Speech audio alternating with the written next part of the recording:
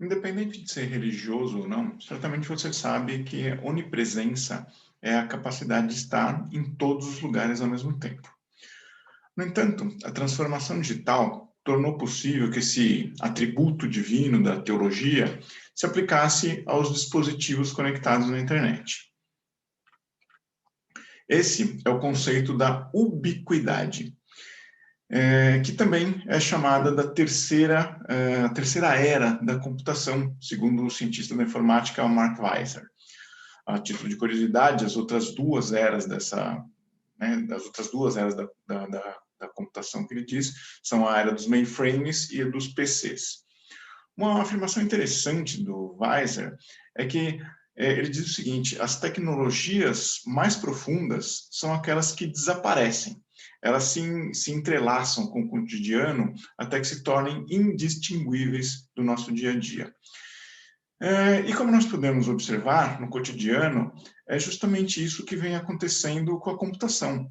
Ela se encontra tão arraigada nas nossas atividades diárias que a gente já não percebe mais que ela existe. É algo muito similar que acontece com a energia elétrica, por exemplo. Quando você precisa ligar uma lâmpada, você não precisa ficar raciocinando se ali é uma corrente alternada ou corrente contínua, de onde veio a eletricidade, qual a amperagem, qual a voltagem. Você simplesmente aperta o interruptor e a lâmpada acende. Né? Essa tecnologia da energia elétrica ela já é invisível no nosso dia a dia. E a mesma coisa está acontecendo com a computação, com a informática. Esse fenômeno se torna ainda mais sensível nos chamados nativos digitais, ou seja, a geração Y, a geração Z, que já nasceram dentro desses contextos, ou eram muito pequenas, né, eram muito crianças quando esses contextos de tecnologia começaram a acontecer. Então, para eles, tudo isso é muito natural. E, voltando à ubiquidade, na computação, ela possui três características essenciais: a conectividade, a diversidade e a descentralização. A primeira delas, a conectividade, se refere às conexões móveis e redes sem fio que permite que os usuários se mantenham conectados every time, everywhere. A descentralização sugere que os dispositivos ubíquos cooperam entre si para realizar tarefas e funções e, com isso, prover inteligência nos ambientes. E, por fim, a diversidade diz respeito à imensa variedade de dispositivos com diversas funcionalidades que vão desde os óbvios smartphones até as geladeiras conectadas e outras coisas mais modernas que a gente ainda nem ouve falar em grande escala. Isso tudo sem falar da infinidade de sensores e beacons que existem nos diversos objetos já do dia a dia. Devido a essa última característica da diversidade, a ubiquidade também recebe o nome de Internet das Coisas. Por quê? Porque a internet já está em diversas coisas do nosso dia a dia. Como eu disse, são inúmeros os dispositivos inteligentes conectados que nós utilizamos no dia a dia. Talvez você já tenha visto soluções futuristas, como a geladeira, né, que eu comentei agora há pouco, que avisa quando alimentos estão faltando, quando alguns alimentos se encontram próximos do prazo de validade.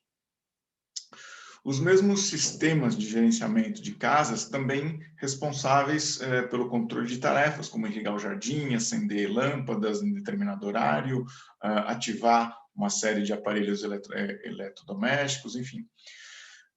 Embora pareçam coisas de filmes de ficção científica ou filmes futuristas, tudo isso já é comercializado. Saindo desse cenário um pouco mais futurista, para usar exemplos que já estão dentro da nossa realidade no dia a dia, por exemplo, os dispositivos e plataformas para indicação de caminhos, como o Waze e o Google Maps. Isso praticamente todo mundo usa no dia a dia. Alguns itens interessantes da internet das coisas se encontram nas chamadas tecnologias vestíveis. São aquelas que que a gente agrega nos nossos adereços e roupas do dia a dia e que podem interagir com o ser humano de uma maneira natural e independente de interfaces de acionamento. Um exemplo interessante disso são aqueles modelos de tênis com sensores, que eles são capazes de enviar informações e dados de utilização para outros sistemas. Então, tem sensores no tênis, que ele se conecta com o aplicativo do celular, e quando a pessoa vai fazer uma corrida, uma caminhada, andar de bicicleta, enfim, aquele sensor está coletando uma série de informações, como velocidade, espaço de deslocamento, altitude, e tudo isso vai para o aplicativo para ser analisado como performance, né, da corrida, da caminhada, enfim, da atividade física que a pessoa está fazendo. Os smartwatches também já estão se tornando bastante populares, muita gente você já vê isso na rua, né, muita gente usando em todos os lugares. Enfim, essas aplicações são infinitas e sequer começaram a aparecer em escala comercial.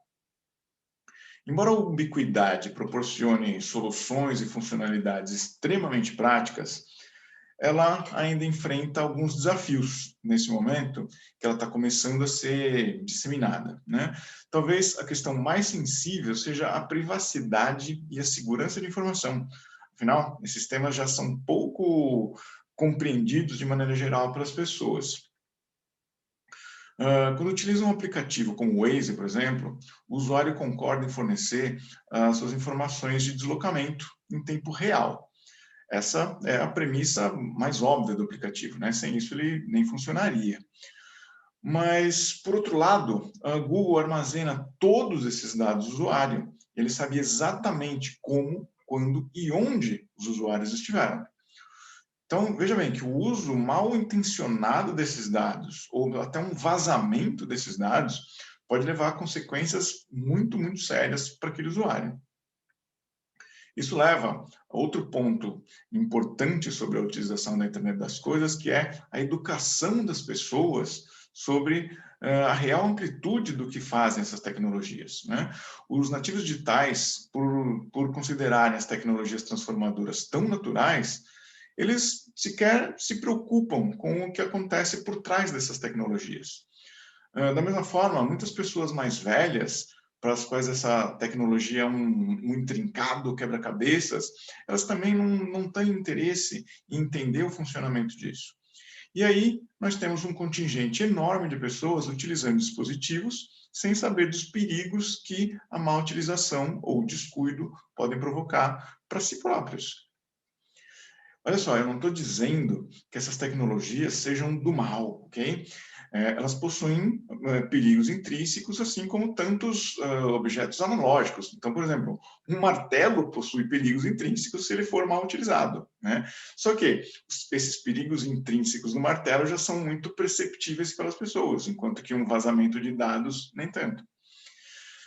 O que eu quero apenas é atentar para que todas as novas tecnologias elas precisam ser bem compreendidas para serem bem utilizadas e serem utilizadas na sua plenitude, sem provocar riscos e sem provocar perigos. Como tudo que envolve a transformação digital, a ubiquidade é mais um processo que envolve soluções inovadoras na mesma proporção que também traz desafios de implantação.